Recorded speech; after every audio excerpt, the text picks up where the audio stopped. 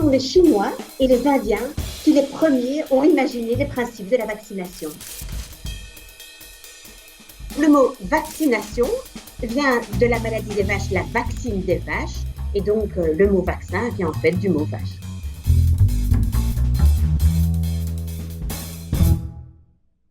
L'histoire de la vaccination repose en fait sur l'histoire d'une pathologie en particulier, la variole, qui est une maladie contagieuse qui tuait beaucoup de gens, et donc de tout temps, les hommes ont essayé de se prémunir de cette maladie. Au Moyen-Âge, il y a des documents incontestables qui montrent que les Chinois et les Indiens avaient fait d'énormes progrès dans la protection contre cette épidémie.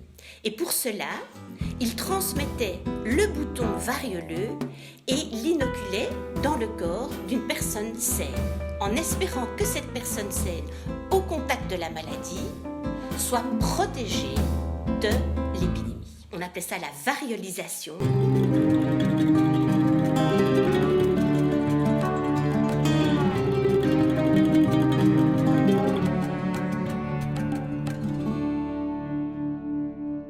En Angleterre, après Lady Montagu, il y a un médecin, Edward Jenner, qui fait une observation révolutionnaire dans l'histoire de la vaccination. Il se rend compte que les fermières qui traient les vaches attrapent la vaccine des vaches, qui est une maladie tout à fait bénigne pour les humains, c'est-à-dire elles ont des pustules sur les mains et elles développent une faible fièvre. Mais ce qui est très intéressant, c'est que ces fermières sont tout à fait immunisées contre la variole.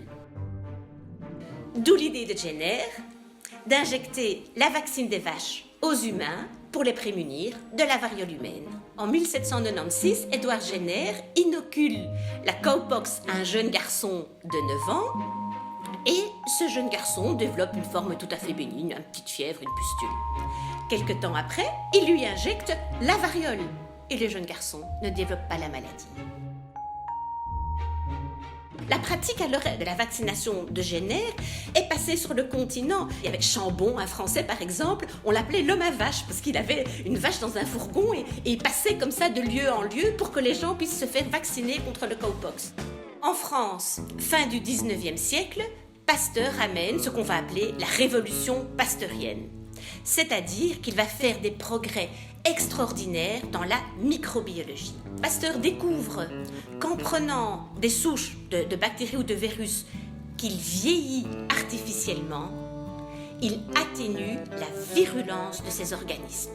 Il faut bien comprendre le principe de la vaccination qui a été découvert par Pasteur, c'est de rendre beaucoup moins dangereuses ces souches, virus, bactéries, en les vieillissant artificiellement par exemple, et quand elles sont devenues moins dangereuses, de les réinjecter dans le corps humain. Le corps humain va développer ce qu'on va appeler des anticorps, une réponse immunitaire qu'il va garder en mémoire si vous voulez, et qui lui permettra de se défendre correctement lorsque cette personne sera mise en contact avec le virus dans sa forme non atténuée, qui est évidemment potentiellement beaucoup plus dangereuse pour l'homme.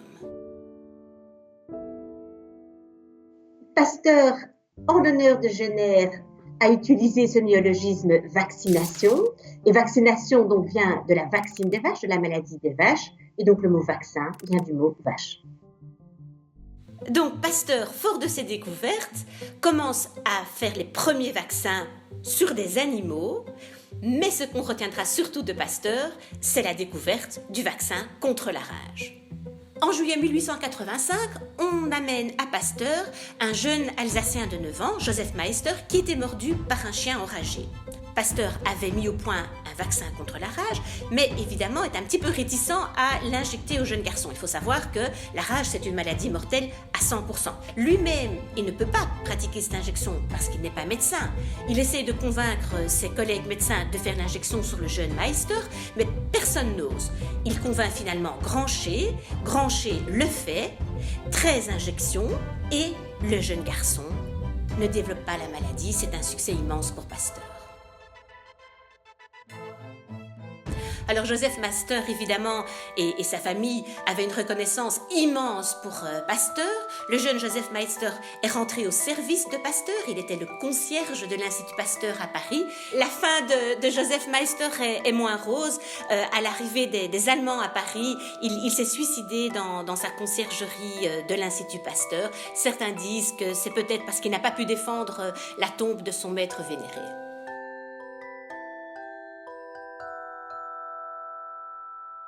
Le XXe siècle, fort des découvertes de Pasteur et de ses collègues, est le siècle où on a mis au point de très très nombreux vaccins pour de très nombreuses maladies.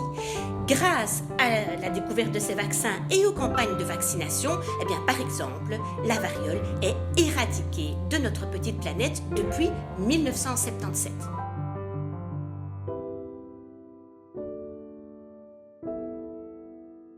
La vaccination, c'est évidemment un acte individuel qu'on fait pour se protéger ou protéger ses enfants, mais c'est aussi un acte collectif.